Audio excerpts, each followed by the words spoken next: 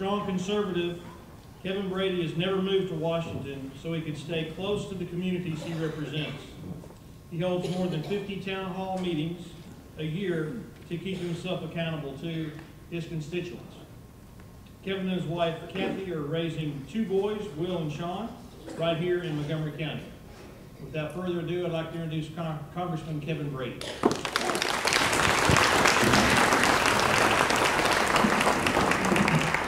Frank, thanks very much. Not just the introduction, thanks for the invitation to be here tonight. I think this is the, 7th or 8th, perhaps, law enforcement banquet. I just think this is so important. It says so much about a community that you take time to thank those who so selflessly sacrifice their time, so many hours away from their families to keep us safe day and night, every day of the week. We're just so grateful to you. And I appreciate, too, the board members, Congressman, all of you here tonight, as well as the sponsors for tonight's dinner, because it takes a lot of volunteers, it takes a lot of work to bring an event like this together. And again, it's what East County's about. And just look at our area here. It is growing so fast. I mean, every week there's something new going on. The future's just so bright for East Montgomery County. This is where people want to raise a family and bring their business and live their life. And it's because you've got good schools and more roads every day. And most importantly, you know your kids are going to be safe. You know your wife and your husband are going to be safe. And that's due to the officers, troopers, everyone here tonight. I'm here tonight not to talk about Washington. You know, things are going so well up there for those challenges, but again, to talk about the men and women who keep our community safe each and every day. Our family had experience in this area when I was young and brought home the importance of law enforcement. My dad was a lawyer in a small town. He worked for the state's attorney's office after college and after he came back from the war. And he and his best friend started their own law practice. Just, as you know, struggling young men starting their law practice. He took on a difficult case for our church. There was an elderly woman whose husband was real abusive, need to get out of that marriage. So he took on the case for our church. And the gentleman threatened Dad, threatened our family. My mom had to learn to use a gun to protect herself. On Sunday nights, for some reason, he would drive back and forth in front of our house so Mom and Dad would turn off the lights and put us kids to bed.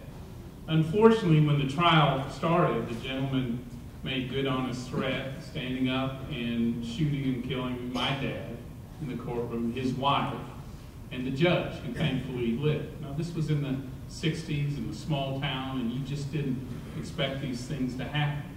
My mom was in her 30s. She had to raise 5 of us by herself. She raised us to be independent, to have faith in God, to be optimistic, to give back to the communities in which we live. I mean, literally everything I am today I owe to my mom. But during that time, which was a real trial for our family, you know, law enforcement was there every step of the way. It could not have been easy for that deputy to round us 5 kids up to tell us Dad had been killed. I was on the football field at the time. All through, as we went through the funeral, as we went through the trial, law enforcement was at our home. They were helping us all through that process. Criminal justice system is pretty rough, as you know. And we had our law enforcement with our family every step of the way.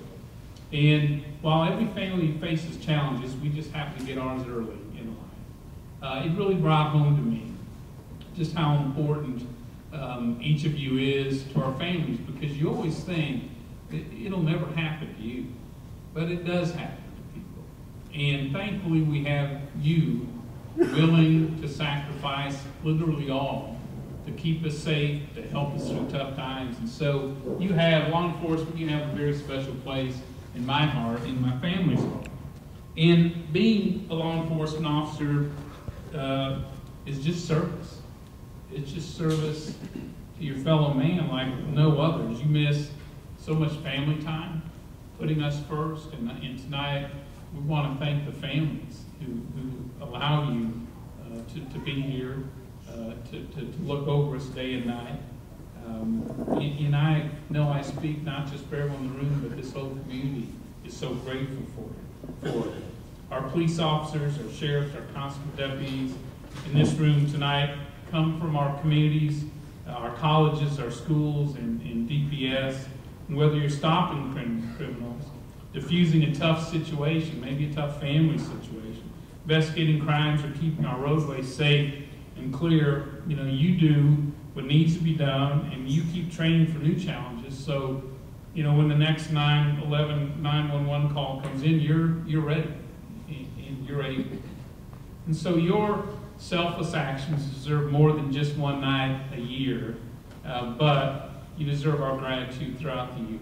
I think this is a good start to be able to say thank you once a year, and I couldn't be prouder of all of you tonight who are here being honored for your work and your sacrifice as Officer of the Year. Every person you touched with your bravery joins me tonight saying thank you. I love this quote from the great American humorist Will Rogers. He said, "We can't all be heroes because somebody has to sit on the curb and applaud those who are." Well, that's what we are on this road. We're on the curb applauding the heroes that work among us, and again, that look over us. And so, first, can I have a round of applause for the heroes that we are honoring?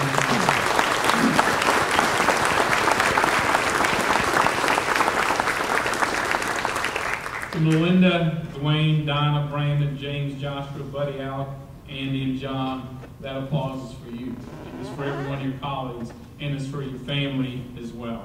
I'm honored to be here tonight to honor you. And I'd like to close with the words of our 40th President, Ronald Reagan. He said, "Those who say that we're in a time where there are no heroes, they just don't know where to look." Well, we know where to look. They're here among us. And there are colleagues out there right now protecting us, and they will be tonight. So, again, on behalf of the United States House of Representatives, on behalf of my family, my mom and my brothers and sisters, as well as my wife and our 2 boys, thank you so much for your service. Thanks for all you do. Our community just could not be what it is without you. So God bless you. Thanks.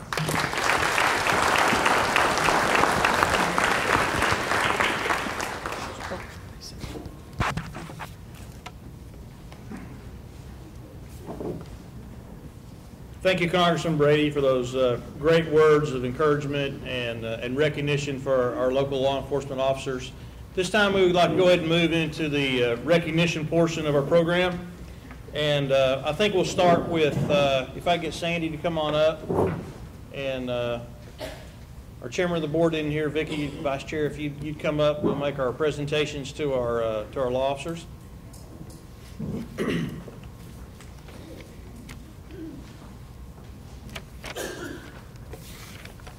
Officer this evening we'd like to recognize from the Lone Star College System Police Department is Officer Melinda Ortega. Have you come up?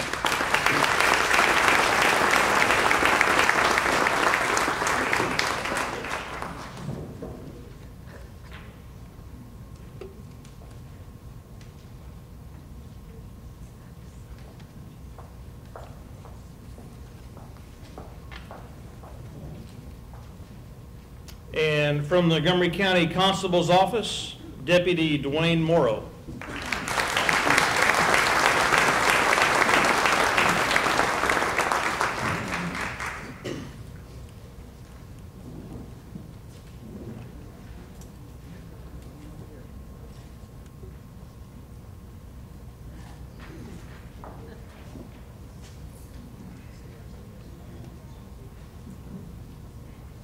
And from Montgomery County Sheriff's Department, Detective Donna Ripley.